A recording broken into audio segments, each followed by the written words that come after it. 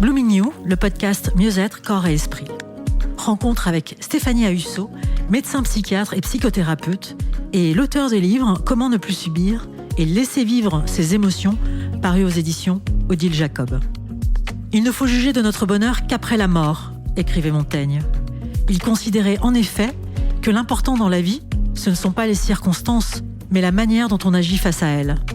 Nous vivons une époque où le bonheur est trop souvent associé à la richesse matérielle, au statut et aux honneurs, ce qui conduit bien souvent à de grandes désillusions, voire à un mal-être profond.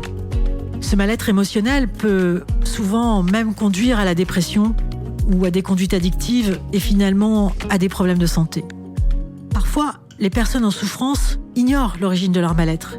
Et pour faire face à ces instants difficiles, certaines d'entre elles mettent des espoirs insensés dans les promesses de pratiques issues de la psychologie positive, balayant tout critère de gravité aux difficultés de vie que chacun peut trouver sur son chemin.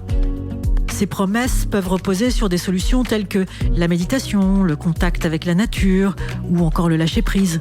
Mais dans quelle mesure ces solutions sont-elles efficaces ? Suffisent-elles à elles seules pour pallier la souffrance émotionnelle ? Et si ce n'est pas le cas, quelle est la démarche adéquate pour s'en sortir ? Afin de mieux comprendre les mécanismes de la souffrance mentale, nous recevons aujourd'hui Stéphanie Ahussot, médecin psychiatre spécialiste des émotions et l'auteur de nombreux ouvrages dédiés aux émotions, dont Comment ne plus subir et Laisser vivre ses émotions, parus aux éditions Odile Jacob. Je suis Amal Dadol, une simple curieuse de ce qui fait une vie bonne et heureuse.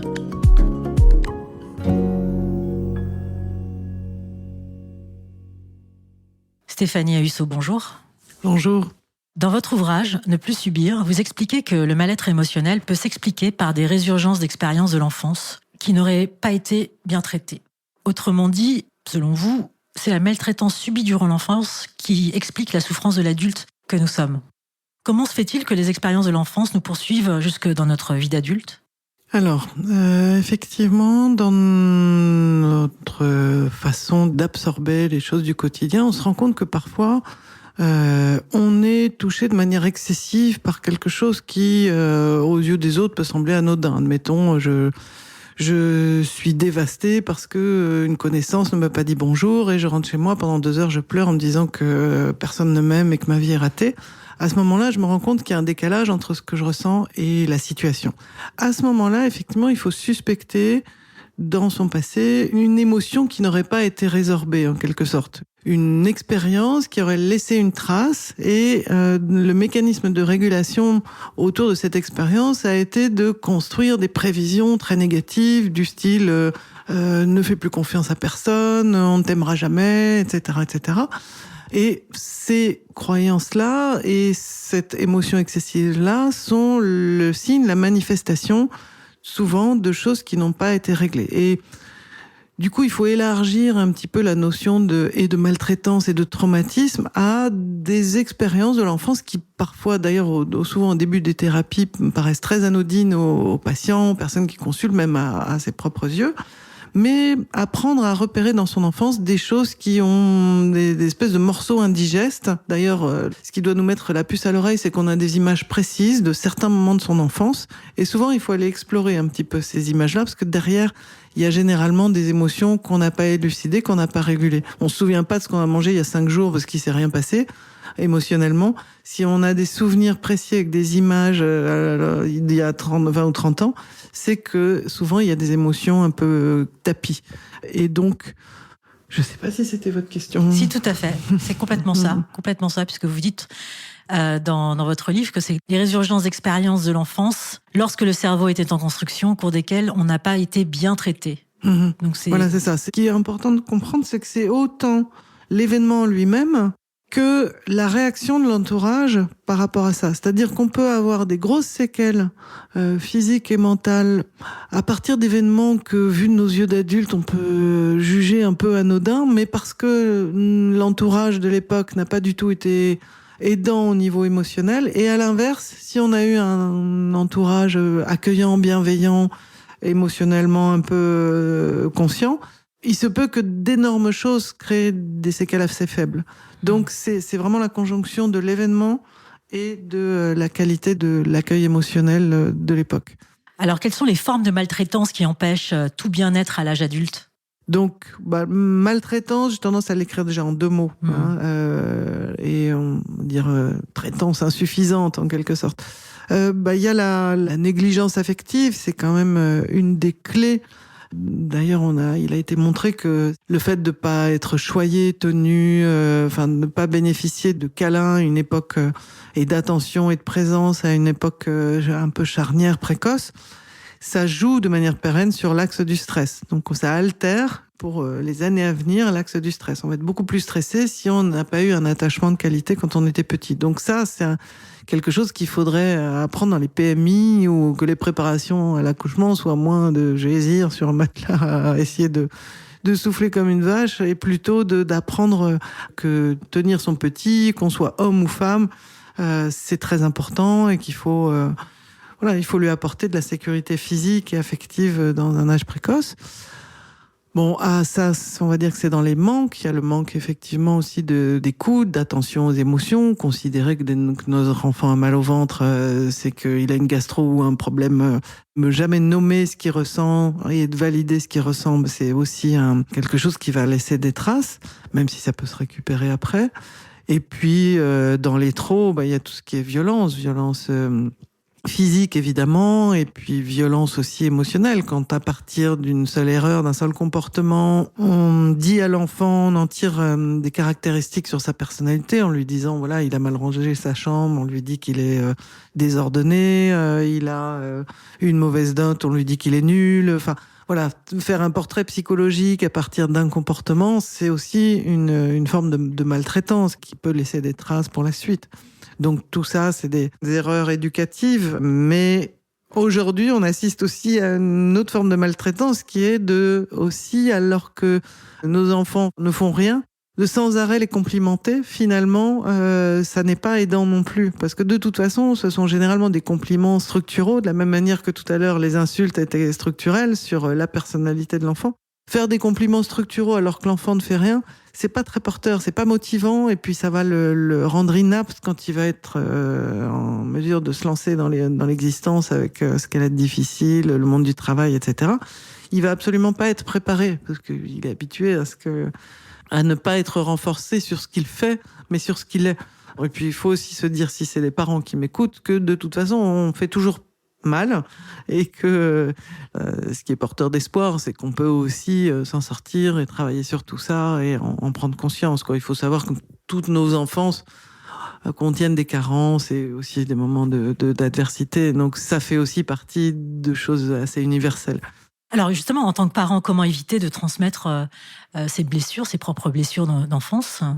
La chose la plus importante, effectivement, en tant que parent, c'est de travailler sur soi et ses propres émotions, parce que pour beaucoup de parents, on a tendance à vouloir réparer chez nos enfants les blessures qui nous concernent. Donc, pour peu qu'on ait manqué d'affection, on va être terrorisé par la peur que notre enfant se sente abandonné, et on va avoir tendance à trop le couver, et on va créer tout sauf du bien-être chez lui. Donc, il faut vraiment, si j'ai pas fait pédopsie, c'est en partie parce que je me suis rendu compte, avec l'expérience, que quand un parent va mieux, l'enfant généralement va mieux. Et que certains parents consultent parce que leur enfant est le symptôme, en quelque sorte, mais en travaillant sur eux, il y a quelque chose qui se passe aussi au niveau de l'enfant. Parce que le parent apprend à réguler ses émotions, il va pouvoir transmettre aussi à son enfant le fait qu'elles existent et qu'il y a des outils pour les réguler, et que voilà. Donc ça va davantage aider son enfant, le fait qu'il s'occupe de lui. Alors, quelle autre origine de la maltraitance infantile peut expliquer un mal-être émotionnel persistant à l'âge adulte ? Vous parliez tout à l'heure de blessures récupérables. Y aurait-il des blessures irrécupérables ? Alors, c'est vrai que je veux pas... Il y a avec le concept de résilience aussi un petit peu en creux parfois une espèce d'injonction. On peut pas complètement laver un passé traumatique. Ça laisse d'énormes traces, quoi. Les abus sexuels, même la violence, même une maltraitance plus sourde mais récurrente. Ça laisse des traces. Donc, il faut surtout pas non plus mettre de perfectionnisme, y compris dans le développement personnel, et ne pas créer d'injonction à la résilience. Après, avec de la motivation, en faisant des tâches sur soi un peu ciblées, en apprenant à écrire, à ressentir, à revisiter des moments difficiles, et ça en étant un petit peu sérieux et, organisé dans le travail, on arrive à des résultats qui sont pas la réparation totale, mais quand même à souffrir beaucoup moins et à diminuer ce qui flambe en permanence, quoi. Votre livre « Ne plus subir » s'adresse en particulier aux femmes. Pourtant, les hommes aussi ont subi des maltraitances durant leur enfance. Comment expliquer que les femmes se préoccupent davantage de leur santé mentale ? Alors ça, c'était un livre que j'avais écrit il est sorti en 2015. C'était le moment des attentats. Et du coup, ça a été un non-événement, mais je m'étais beaucoup documentée sur... En fait, il y a pas de disparité entre les cerveaux émotionnels des hommes et des femmes. C'est-à-dire qu'il y en a pas qui auraient plus ou moins d'émotions, contrairement à ce qu'on a véhiculé, comme quoi les hommes seraient rationnels, les femmes seraient émotionnelles, bref, des conneries. Et du coup, ce qu'on a vu, c'est que dès l'enfance, on a tendance à beaucoup plus nommer les émotions chez les petites filles, auprès des petites filles. Il faut comprendre que l'émotion, il y a un langage de l'émotion. Pour les réguler, la première chose, c'est d'apprendre à bien les nommer. Et si on nous a jamais parlé ce langage, s'il n'a jamais été employé face à nous, du coup, on est démunis, quoi. Et du coup, il y a des choses physiques qui se produisent, mais on ne sait pas à quoi les rattacher. Donc, il y a l'éducation, il y a la culture, il y a des façons de se comporter entre hommes et entre femmes. Il y a quand même un usage entre les femmes beaucoup plus dans le partage social des émotions. Petite parenthèse, ça n'est pas forcément régulant de communiquer toujours ce qu'on ressent, mais n'empêche, il y a cette habitude-là. Les hommes, on a remarqué que, par exemple, dans les entreprises, il y a ce qu'on appelle le gentleman agreement, et les hommes ne se disent pas ce qu'ils ressentent, et la veille d'un suicide, on demande à un homme dans l'entreprise, comment il va, il répond bien, et le lendemain, on le retrouve mort. Donc, il y a une habitude culturelle. Je pense que les hommes sont beaucoup moins aussi, il y a beaucoup moins d'appétence chez eux pour... moi, je sais pas, à chaque fois que je parle de psychologie, les hommes baillent, quoi. Ça les ennuie. Rien que le mot émotion, j'ai l'impression que ça active leur parasympathique et qu'ils sont prêts à aller dormir. Je caricature. Et on va dire que c'est plutôt les générations d'avant, mais il y a aussi le fait que c'est pas un sujet qui est tellement été valorisé jusque-là dans le monde masculin. Or, c'est un sujet qui a des répercussions sur leur santé physique, sur leurs érections, sur leur performance. Donc, moi, je me dis qu'à un moment, il va peut-être falloir qu'ils se saisissent de la chose. Bon, je dis ça en même temps, je suis mauvaise langue, parce que j'ai de plus en plus d'hommes en thérapie, et ils avancent aussi bien que les femmes à partir du moment où ils décident de s'occuper du sujet. Donc, je trouve que ça évolue aussi, et que ça, c'est très... Mais bon, il y a pas mal de facteurs.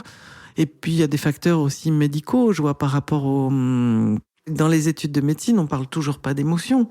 On continue d'apprendre la psychiatrie sous forme de diagnostic. Il y a toujours pas de module qui explique que des émotions négatives, ça fait partie de l'existence, que ça se repère de telle manière, que dans l'imagerie, il se passe ci et ça, que c'est médié par le système nerveux autonome qui distribue les yeux, les poumons, le cœur, le transit, les organes génitaux. Bref, c'est de la médecine, quoi. Et moi, ça m'indigne, ça me révolte de voir que ça n'est toujours pas enseigné. Et par rapport au traumatisme, on ne recherche pas, mais aussi parce que les professionnels de santé sont pas formés, on ne recherche pas les antécédents de traumatisme psychologique. Or, ils sont déterminants dans la santé ultérieure. Il a été montré que le facteur pronostic le plus prédictif de la santé à partir de l'âge de 55 ans, c'est les antécédents de traumatisme dans l'enfance. Donc, c'est un facteur majeur de santé et ça n'est pas recherché. Je crois qu'il y a que 17% des médecins, du personnel soignant qui pose la question des antécédents de traumatisme.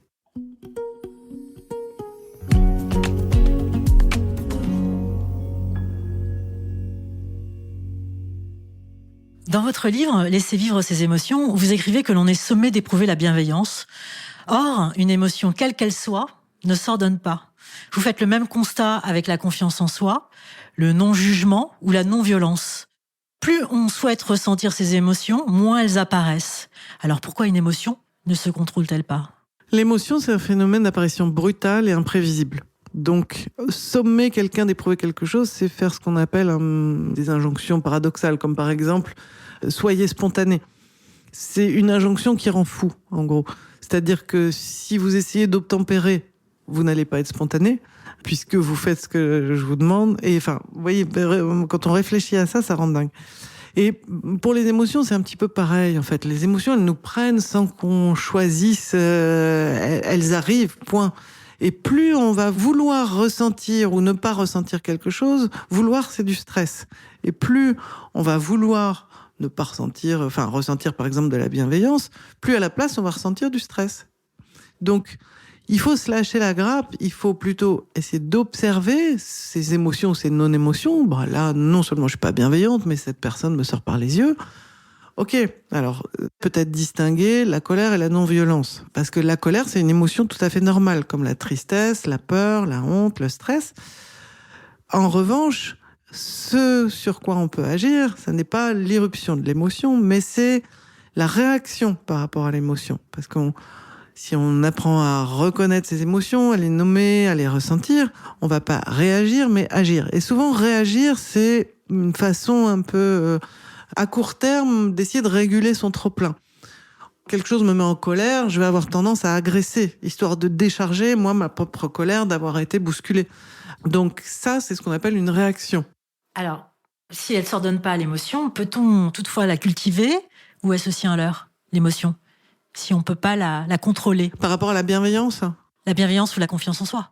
Alors, on peut essayer de tendre vers, et il faut essayer de le voir plutôt comme un résultat qu'un processus. C'est-à-dire que en s'occupant régulièrement de ses émotions, en les ressentant, en appliquant les outils comme l'interoception, où on va pratiquer le fait de pas être dans le jugement et plutôt d'amener son attention sur ce qu'on ressent physiquement, en le décrivant plutôt qu'en essayant de réfléchir, de ruminer, etc. Là, on va entraîner tout ça et on va observer que si on laisse se déployer la douleur émotionnelle en la ressentant physiquement, on va observer petit à petit que, effectivement, on est plus bienveillant par rapport à soi et plus bienveillant par rapport à autrui. Et que ce faisant, en accueillant régulièrement ses émotions, on en a moins peur et qu'il y a petit à petit une sorte de confiance en soi qui s'instaure et qui est aussi liée au fait de se sentir, d'avoir quelques repères un peu sensoriels, le fait de se sentir, à l'eau de sa chaise, les pieds au sol, etc., des petits ancrages physiques qui nous permettent aussi d'être moins dans quelque chose de ruminatif, dans moins d'anticipation anxieuse, etc. Et tout ça concourt à la confiance en soi. Mais je pense qu'il faut vraiment les voir comme des objectifs lointains et comme des résultats de l'accueil de la non-bienveillance, des moments où on a des jugements, des moments où on a de la colère, tout en travaillant sur ces phénomènes avec des outils, c'est codifié en tous les cas dans ma manière de faire. Alors, j'aimerais comprendre la différence entre interoception, parce que quand vous décrivez l'interoception, ça se rapproche pour moi fortement de la compréhension que j'ai de la méditation. Or, dans votre livre, vous dites à propos de la méditation et de la pleine conscience, vous dites qu'elles sont en passe d'être considérées comme la panacée pour la plupart des maux humains. Or, selon des méta-analyses, les résultats de la méditation et la pleine conscience pour traiter la dépression et les symptômes anxieux sont mitigés. Alors, effectivement, votre question est intéressante parce que l'interoception, c'est un petit morceau de la méditation. Mais en fait, la méditation, telle qu'elle est enseignée, c'est un peu des packages. Et des packages dans lesquels il peut y avoir plein de choses différentes. Il y a les packages MBSR, MBCT, qui ont été un peu validés scientifiquement, mais il y a quand même beaucoup de choses. C'est quand même un gros sac dans lequel, puis méditer, mais méditer sur quoi? Poser son attention à l'instant présent. Mais l'instant présent, il y a la sensorialité, il y a les sons, il y a le souffle. Donc il y a plein de manières de méditer. Il y a faire un scanner du corps, il y a, méditer sur observer ses pensées, etc. Donc déjà, il faudrait, pour bien étudier les effets de la méditation, il faudrait la morceler en petits morceaux pour voir ce qui marche et sur quoi et comment, et voilà. Et puis, une autre chose qu'on a observé, c'est que la méditation, quand les personnes ont des antécédents traumatiques ou n'ont pas appris à réguler leurs émotions, ça fait pas forcément de bien. Il y a des décompensations sous méditation qui sont assez flagrantes, quoi. Et du coup, l'interoception, c'est porter son attention sur les endroits d'inconfort. Parce qu'en fait, la plupart des pathologies, si on en croit un auteur qui s'appelle David Barlow, proviennent de la lutte qu'on met contre ses émotions. Et au lieu de laisser l'émotion se déployer, monter, faire un plateau d'inconfort et redescendre, en fait, la lutte permanente qu'on lui oppose fait que l'émotion se fige et se chronicise. C'est un peu... voilà. Et du coup, y compris chez les gens qui méditent, d'ailleurs, on voit des gens qui passent leur temps à essayer d'éviter l'émotion. Ils ne veulent pas ressentir ce qui se passe quand ils sont en colère, etc. D'autant que dans la méditation, il peut y avoir pas mal d'injonctions. Justement à la bienveillance, justement au non-jugement, etc. Or, l'interoception, c'est focaliser son attention sur les signaux douloureux associés à l'émotion qui est là à l'instant T, ou qu'on peut aller chercher dans le passé. Donc, c'est une méditation très ciblée sur les sensations douloureuses, en essayant à ce moment-là de ne pas se mettre en lutte, juste de décrire les sensations, de laisser le souffle s'en approcher, mais sans être, comme je disais, dans l'évitement. Comme par exemple, on peut tout à fait faire tous les jours un scanner du corps et ne jamais aller dans les endroits qui fâchent, ne jamais aller dans ces émotions négatives. Et du coup, on y passe sa vie, quoi, à essayer de faire des scanners du corps pour baisser un peu le niveau, mais on peut être plus efficace.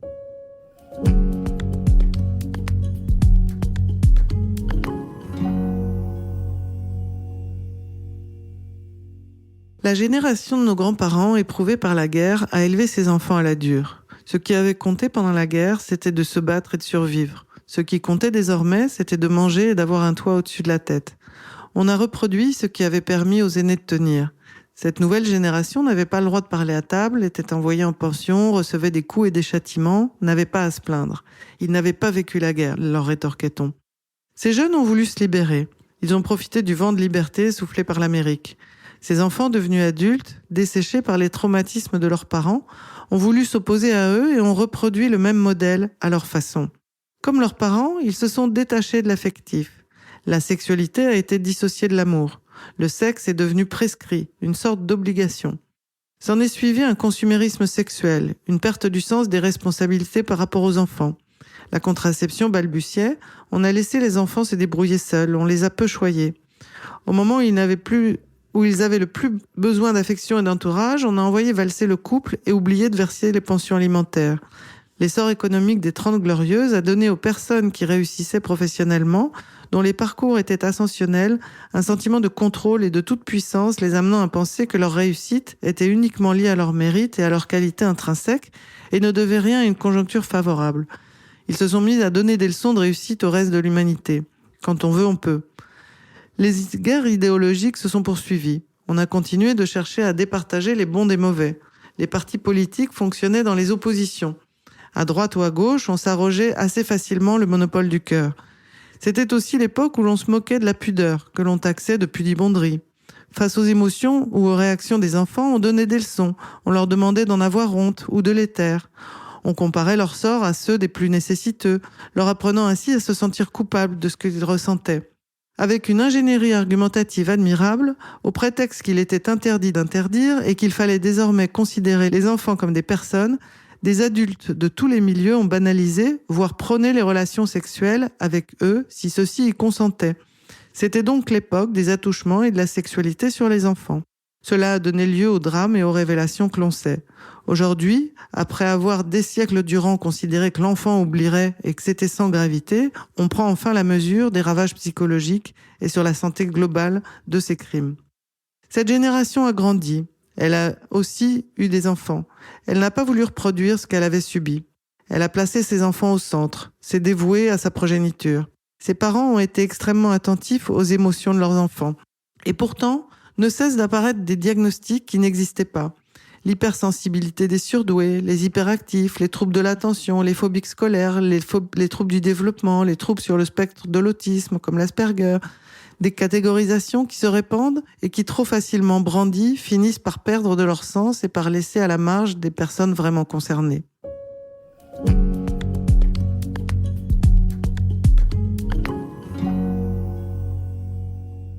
Alors Stéphanie Ahussot, vous venez nous offrir la lecture d'un extrait de votre livre « Laissez vivre ses émotions sans culpabilité ni anxiété », paru récemment chez Odile Jacob. Pourquoi avez-vous choisi cet extrait ? J'en sais rien. Quand vous m'avez posé la question de choisir un extrait, c'est vraiment peut-être c'est le chapitre le plus personnel.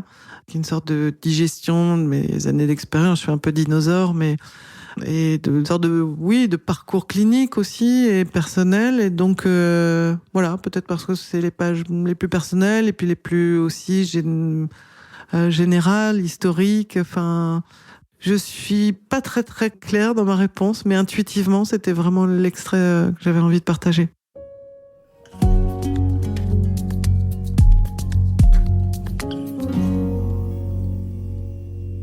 Alors, il est souvent conseillé d'accepter ses émotions, mais concrètement, qu'est-ce que cela veut dire, accepter ses émotions? Qu'est-ce que cela implique? Alors, accepter ses émotions, c'est déjà admettre le paradigme que les émotions négatives nous concernent tous. Qu'il suffit de venir au monde, de savoir qu'on va mourir, de pas savoir ni quand ni comment, pour déjà être pris par des émotions négatives. Il suffit de mettre le nez dehors, de voir toutes les injustices qui se commettent. Il suffit d'avoir des enfants ou de pas en avoir. Il suffit d'être en couple ou d'être célibataire. Bref, il suffit d'être un être humain pour avoir des émotions. Donc déjà, accepter que les émotions, la souffrance, fait partie de l'existence, c'est déjà quelque chose d'important. La deuxième chose, c'est aussi d'apprendre, et c'est pas simple, notamment quand on a vécu des choses difficiles dans le passé, d'accepter qu'on est responsable de ses émotions et qu'un petit peu comme l'hygiène bucco-dentaire, on est responsable de sa santé émotionnelle, de son hygiène émotionnelle. C'est le terme pas très joli, mais on est responsable de ça. Et dans la manière de faire, comprendre qu'on en accumule quotidiennement et que ce qui va réguler les émotions, c'est-à-dire permettre d'en tenir compte et de continuer d'aller dans le sens de ses objectifs, de ses valeurs, c'est de les ressentir, de les nommer et d'être bienveillant avec elles. En tous les cas, oui, d'essayer d'accepter leur occurrence en se donnant un petit peu de temps. Et pour ça, donc, pour faire ces trois piliers, pour apprendre à les nommer, on peut s'entraîner en les notant chaque jour, en les distinguant bien ce qui s'est passé, le contexte, de ce qu'on a ressenti, de tout ce qu'on s'est raconté.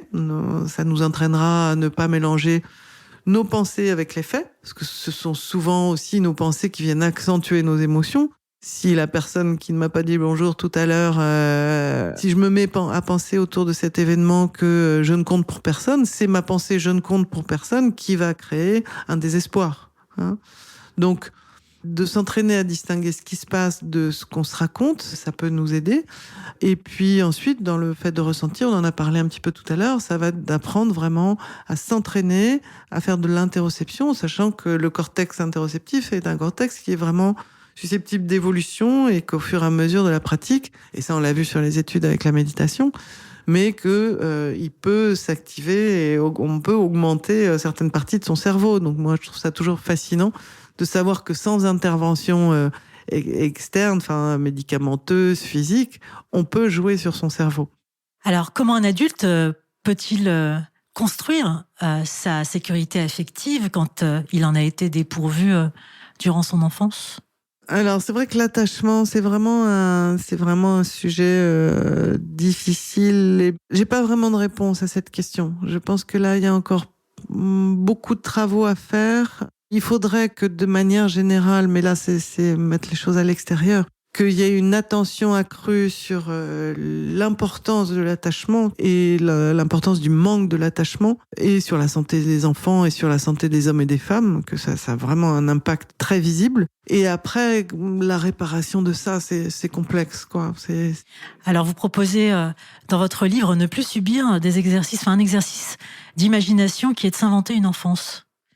Oui, on peut travailler, il y a des outils effectivement de revenir sur des périodes particulièrement fragiles dans l'enfance et d'essayer de travailler en imagination, mais en imagination et beaucoup dans l'émotionnel, en essayant de se couper en deux en quelque sorte et de venir se choyer l'enfant qu'on a été. Le problème, c'est que quand on a vraiment été carencé, le premier mouvement vers l'enfant qu'on a été, c'est souvent un mouvement de rejet ou de dégoût. Donc c'est pas si simple. Souvent, il faut l'avoir un petit peu, en avoir bénéficié en thérapie, quand vraiment les carences ont été marquées, pour ensuite pouvoir reprendre le pas. Mais on peut essayer ça, de laisser se déployer son émotion et d'imaginer que c'est le petit ou la petite qu'on a été qui, dans nos bras, laisse aller toute la peine que ça lui génère et de rester présent à ce qu'il ressent. Rien que ça, sans forcément imaginer une réparation très très déployée, ça dégonfle les moments ponctuels où on peut être très envahi de solitude ou d'abandon, et du coup autour de ça de désespoir, et ça c'est le signe plutôt d'une reviviscence de l'enfance. Alors, vous expliquez aussi que si l'on souhaite entamer un travail sur ses émotions et ses traumatismes, il est préférable de ne pas le faire en même temps que l'on prend un traitement antidépresseur. Oui. Pour quelles raisons les antidépresseurs ne sont pas appropriés au début d'une thérapie? Et Déjà, le fait d'adjoindre deux processus supposément efficaces en même temps, du coup, s'il y a une amélioration, on va pas savoir ce qui a marché. Donc, on va pas savoir ce qu'on va pouvoir enlever. Par expérience, quand on met les deux en même temps et que la personne va mieux, elle fait beaucoup plus confiance à la molécule qu'à elle-même. Donc, déjà, voilà. Quitte à prendre un antidépresseur, autant voir comment il marche tout seul et ensuite adjoindre la thérapie. Donc, on peut avoir un processus de soutien, de suivi des effets secondaires, mais voilà. Après, moi, la façon dont je travaille, c'est d'apprendre à réguler autrement les émotions. Donc, plutôt que d'en éviter l'expérience, d'apprendre à les ressentir davantage, à y faire face, à pas tourner autour du pot, vraiment à plonger dedans, pour apprendre à les réguler différemment. Or, l'antidépresseur, lui, ou les anxiolytiques, ils vont avoir tendance à abraser l'émotionnalité. Donc, va pas pouvoir se saisir du matériel, vu qu'il est beaucoup moins présent. Je crois qu'il y a des études qui ont montré que ça altérait l'interoception. Donc, finalement, on a deux mécanismes qui sont antagonistes. L'un qui pousse à plus ressentir pour activer. Parce que quand on ressent, ce qui est génial avec l'interoception, c'est que ça active des comportements qui vont être bons pour soi. Et en plus, des comportements sans charge mentale, c'est-à-dire des comportements automatiques, adaptés, justes, qui vont aller dans le sens de ce qui est bon pour nous. Alors que ce que j'ai observé, moi, dans ma pratique, c'est que les gens qui prennent des antidépresseurs, effectivement, il y a un cap qui peut être passé, mais il y a aussi une tendance à se suradapter à des contextes qui vont pas. Et travailler sur ces émotions, ça aide à trouver l'énergie suffisante, y compris l'énergie de la douleur, pour se sortir de contextes qui ne conviennent pas. Donc, la métaphore que je prends souvent, c'est quand on a la main sur une plaque brûlante et qu'on a le bras anesthésié, au début, on pense à ne pas la mettre dessus, mais comme on papote et que je vais petit à petit oublier, je vais la remettre ma main sur la plaque et elle va se brûler parce que j'y pense pas. Si on a levé l'anesthésie, ce qui se passe quand on fait de l'interoception, du coup, à peine ma main va se rapprocher de la chaleur, que sans même que j'ai de la charge mentale qui me dirait « mais attends, il faut que tu enlèves ta main de la plaque », elle se retire toute seule. Donc, il y a un mécanisme réflexe qui me protège parce que j'ai ressenti quelque chose d'inconfortable. L'interoception, il faut vraiment le comprendre comme ça. C'est le fait de ressentir profondément sa tristesse, sa peur, sa colère qui va nous aider ensuite à trouver les comportements. Enfin, les comportements adaptés vont se mettre en place de façon naturelle. Donc, je me suis un peu éloignée de... Pour en revenir à l'antidépresseur, voilà, c'est deux mécanismes antagonistes. Ce seraient deux processus actifs introduits en même temps, et ça altère l'interoception, qui est un mécanisme de régulation naturelle qui peut être appris. Donc voilà pourquoi c'est vrai que je pense qu'il faudrait diminuer le recours aux antidépresseurs dans notre pays. Enfin, en tous les cas, qu'il faudrait apprendre davantage et plus précocement, et que ce soit à l'école, en médecine, enfin, que ce soit un sujet un peu politique, le fait d'apprendre les émotions, à les reconnaître, à les réguler, etc. Pour diminuer, on a vraiment des chiffres de santé mentale en France qui sont assez catastrophiques, quoi. Et il y a quand même beaucoup dans l'imaginaire de chacun l'idée que voilà, quand je suis triste, il faut que je prenne quelque chose, quoi. Ah là là, c'est une dépression, ou quand j'ai peur, il faut absolument que je supprime ça, etc. Donc il y a une intolérance, mais je digresse, une intolérance de plus en plus manifeste aux émotions, aussi la frustration, la déception, et du coup on voit beaucoup de passages à l'acte qui sont le signe qu'il y a eu aucune éducation sur ce que c'est que la frustration et que on n'en meurt pas, quoi, de la frustration. Y compris, si je continue à dériver, de la frustration sexuelle, hein. Et moi, je me dis que si on veut vraiment œuvrer pour la violence faite aux femmes, pour les féminicides, etc., il va y avoir il y a un travail qui devrait être fait en amont sur les émotions. Ça se régule, quoi, et on n'est pas obligé d'y céder et de les manifester, parce que ce que les hommes appellent, certains vieux hommes appellent les besoins sexuels, ça n'est qu'un trop-plein émotionnel et ça se régule. Et ça se régule à quel moment, ça? On pourrait ajouter ça dans le corps du service public, à l'école? Oui, déjà à l'école, c'est les mêmes axes qui distribuent la sexualité et la régulation des émotions. Donc déjà, peut-être petite lumière, il y a peut-être des choses à avoir, des corrélations. Moi j'ai eu plein de patients avec des problématiques sexuelles qui se sont amendés avec le travail sur la régulation des émotions. Et ça n'est pas une exception. Donc déjà, si on œuvrait pour que l'existence des émotions et la régulation des émotions soit un prérequis indispensable pour tout homme et toute femme, comme on a introduit la vaccination contre la polio. Je pense qu'il y a des choses déjà qui pourraient... Donc, votre question, c'était quand, où, c'est ça? Oui. Où l'introduire? Je vous dis, à l'école, dans la littérature scientifique, dans les journaux, c'est ce que vous faites aussi, hein, vous participez à ça, mais c'est pas du féminisme à tout crin, mais je trouve que les hommes sont vraiment desservis par, pour beaucoup, une inculture émotionnelle, quoi. Et ça, je pense qu'il faudrait vraiment taper du poing sur la table pour que ce soit... La vieille habitude des hommes, c'est quand même d'externaliser leurs émotions, quoi. Dès qu'ils ont une émotion, c'est l'extérieur qui est responsable, c'est à l'extérieur de réguler. Donc ils sont très méthode de résolution de problèmes, ce qui est bien, hein. Faut toujours commencer par voir s'il n'y a pas des choses sous son contrôle, mais ça n'est pas toujours possible, quoi. Et ça n'est pas à l'extérieur de réguler ses émotions. Et ils sont tous autant concernés que les femmes.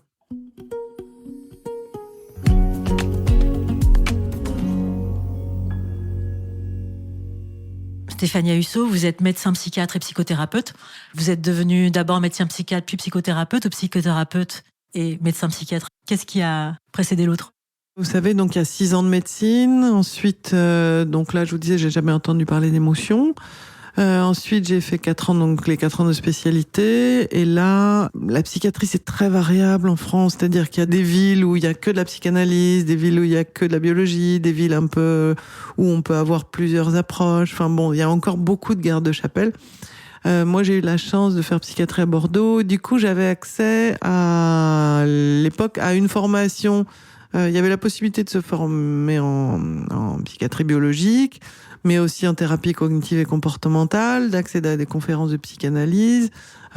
Donc ça, c'était pendant mes études de mon internat de spécialité de psychiatrie. Donc en même temps que je devenais psychiatre, j'ai pu commencer à me former aux thérapies cognitives et comportementales.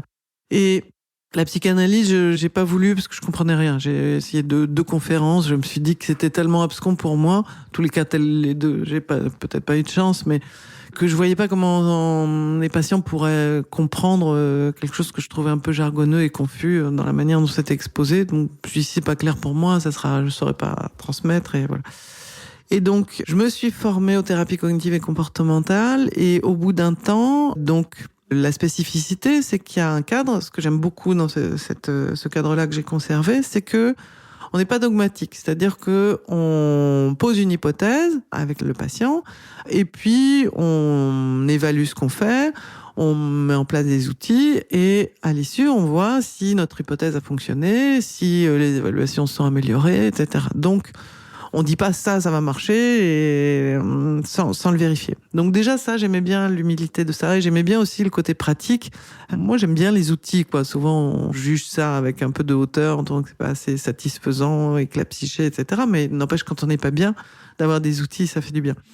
Moi, je voulais pas être contemplative comme médecin. J'avais vraiment envie aussi de pouvoir agir. J'avais hésité avec la chirurgie et j'avais envie qu'il y ait des choses, qu'on puisse intervenir, quoi, qu'on puisse aider les personnes à être soulagées et pas juste contempler comme on peut le faire dans certaines spécialités.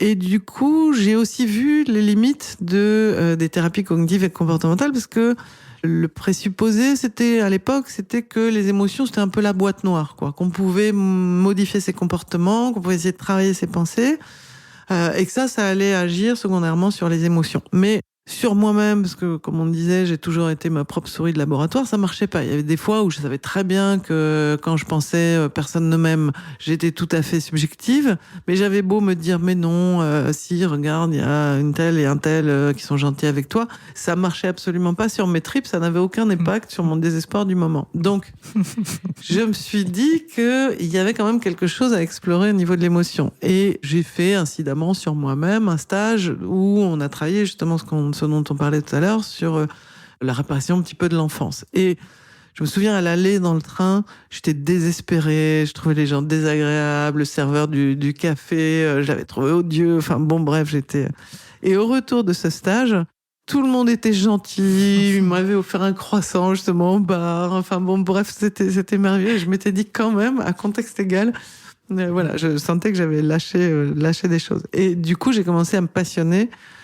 Bon, alors, je l'ai pratiqué avec des patients et ça marchait aussi. J'ai eu plein de thérapies qui patinaient un peu et pof, à partir du moment où les gens étaient touchés par eux-mêmes, pleuraient sur eux, il y avait quand même des grands changements et tout ça m'intriguait beaucoup. Et à partir de ce moment-là, ce qu'on m'avait déconseillé d'explorer, c'était les émotions.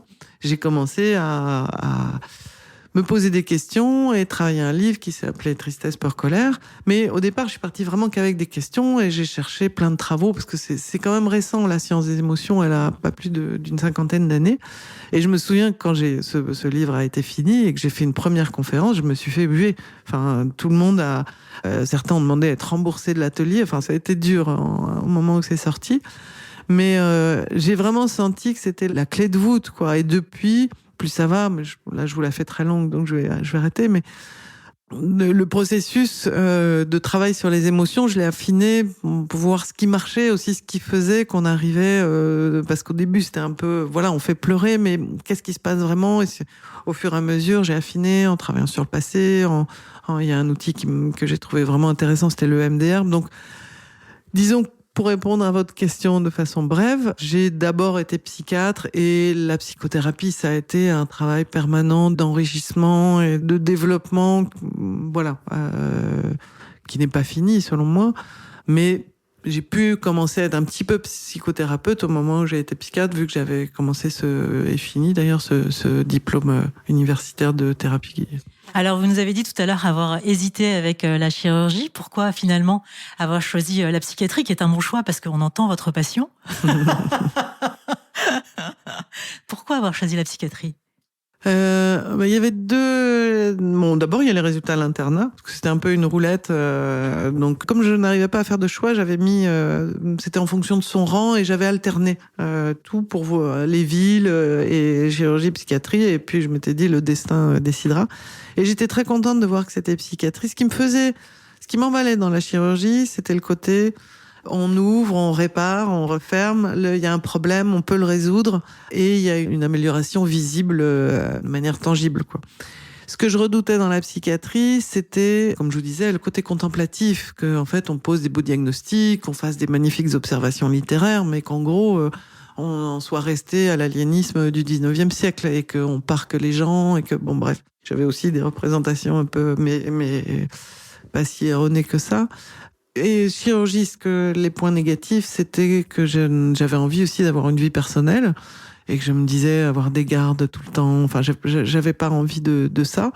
Et dans la psychiatrie, en fait, j'ai eu le sentiment de pouvoir aller vers des choses rapidement efficaces. Oui, et ce qui m'embêtait dans la chirurgie, et ce que j'aimais dans la psychiatrie, c'est que j'avais vraiment l'impression que dans la psychiatrie, on est au cœur du sujet, quoi. Enfin, que ce qui fait qu'un homme est homme, ou une femme est femme, c'est vraiment sa façon de penser, de ressentir, et je pense que j'aurais été vraiment frustrée en chirurgie de m'occuper de la jambe, du ventre, et pas de l'esprit, parce que ce qui est passionnant et riche aussi, c'est de voir que quand on travaille sur le psychisme, on a aussi des répercussions somatiques. Et j'ai quand même vu certains patients guérir d'un eczéma ou améliorer des problèmes de dos ou supprimer les migraines. Enfin, il y a aussi des effets incidents du travail sur les émotions du présent et du passé. Donc, voilà.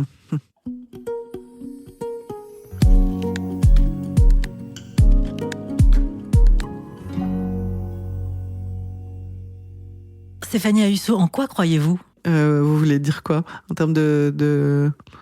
En quoi croyez-vous? J'en sais rien, je sais pas répondre à cette question. J'ai pas de réponse. Vous me prenez de court. Je suis pas particulièrement, j'ai pas particulièrement de croyances religieuses. Je crois pas forcément en l'humanité, parce que je trouve qu'elle a des côtés qui m'effraient. Je sais pas à quoi je crois. Je sais pas, j'ai pas de réponse. Qu'est-ce qui vous inspire ou vous émeut? Là,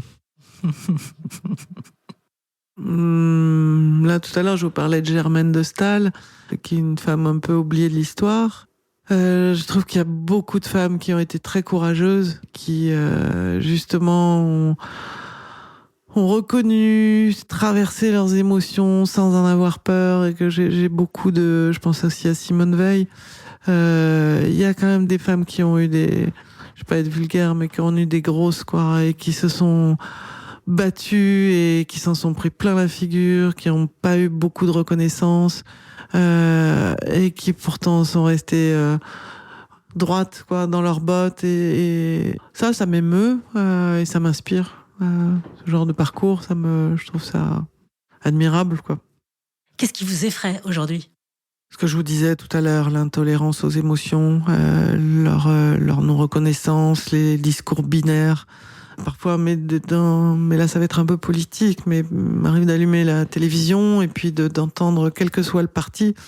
Pour le coup, justement, du binaire, du noir ou du blanc, c'est l'autre qui est toujours le méchant. Il n'y a jamais de métacommunication il n'y a jamais de référence à soi-même, à ce qu'on traverse, là où on en est, ce qui biaise tous nos perceptions, quoi. Il y a des discours complètement déconnectés de nos manières de penser, de ressentir, de voter. Elles sont en partie déterminées, si on n'a pas travaillé dessus, par ce qu'on a vécu dans l'enfance et par la manière dont on régule son trop-plein. Et les certitudes m'effraient.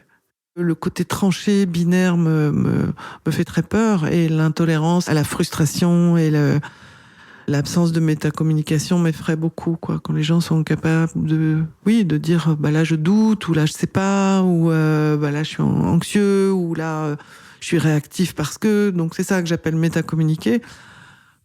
Je sais que généralement c'est un coup de bulldozer et que ça produit souvent l'inverse de ce que ça prétend résoudre, quoi. Et moi, ça m'effraie. Enfin, je vais pas donner de nom, mais quels que soient les bords politiques, j'ai un livre qui m'a énormément marqué et qui a été vraiment une grosse claque personnelle, psychologique et aussi professionnelle. C'est le livre de Cynthia Fleury sur le ressentiment. Et je trouve qu'il y a dans la pensée binaire et il y a les germes du fascisme, quoi, dans la victimisation aussi, et la désignation d'un bourreau, d'un responsable. Il y a aussi, c'est un peu ce qu'a fait Hitler, en disant, voilà, au peuple, vous êtes victime d'eux, et puis il a désigné un bouc émissaire, qui étaient les Juifs. Je me dis que ces processus-là me font très peur, en fait, et que participer à ça en accentuant l'indignation, je trouve que c'est pas une bonne chose, quoi. Qu'au contraire, il faudrait plutôt apprendre à chacun de nous à se sentir relié aux autres, parce que nos émotions sont universelles, et qu'effectivement, on va tous être concernés à un moment par la haine, par la colère, par la jalousie, par tout ce qu'on décrit comme des mauvaises émotions, mais que c'est ce qui fait de nous des êtres humains, et que ces émotions-là, on peut les nommer, il y a des processus pour s'en occuper, puis il y a d'autres manières de voir qui peuvent aider à les traverser. Voilà, mais déjà de savoir qu'on est tous concernés par, ça nous permettrait un peu plus de nous relier. Puis par exemple pour les traumatismes aussi, il faut qu'on sache que chacun s'en occupe. Effectivement, il faut faire des actions de prévention pour continuer que les abus sexuels soient punis, que on fasse plus attention aux enfants, etc. Mais il faut aussi admettre, et c'est dur, que le traumatisme fait partie de l'existence, qu'on va tous perdre des proches, qu'on a tous été agressés à un moment ou un autre, que on a tous subi des injustices, qu'on soit femme, qu'on soit noir, qu'on soit juif, qu'on soit... Bon, bref, il y a des sources multiples de traitements injustes, mais que plus on va ruminer sur l'injustice, plus on va être écrasé d'impuissance. Et que du coup, ce que dit Cynthia Fleury, que je trouve très juste, mais qu'il faut prendre vraiment avec des pincettes, c'est qu'il faut un petit peu augmenter sa tolérance à l'injustice, sans bien sûr de se soumettre, mais mettre beaucoup de nuances dans tout ça, pour aussi arrêter de faire flamber les choses, quoi. Enfin, je sais pas si c'est très clair, mais les extrêmes me font peur, quels qu'ils soient, y compris dans le domaine de la psychothérapie ou de la psychiatrie ou des émotions. Qu'est-ce qui vous fait du bien ? Lire, écrire, essentiellement. Voilà, me soustraire parfois un peu de l'agitation de mon propre cerveau et de l'agitation du monde, via la lecture ou être au bord de la mer, ou voilà. Votre mantra ou la phrase que vous vous dites pour vous faire du bien ? Ça va passer. Eh bien, merci Stéphanie Ahussot. Merci Amel. En attendant que nous prenions collectivement enfin conscience de ce qui nous unit, c'est à chacun d'entre nous d'avoir l'immense courage de fermer les yeux et d'affronter sa souffrance, comme le note Stéphanie Ahussot. À tous ceux qui redoutent de commencer ce long chemin vers soi, je rappellerai ce proverbe chinois : ne craignez pas d'être lent, craignez seulement d'être à l'arrêt. Voilà, je vous donne rendez-vous sur bloomingnew.fr où vous trouverez la transcription de cet entretien avec toutes les références. Je vous dis à très vite pour de nouvelles rencontres et découvertes. Et en attendant, je vous souhaite tout le meilleur. À bientôt.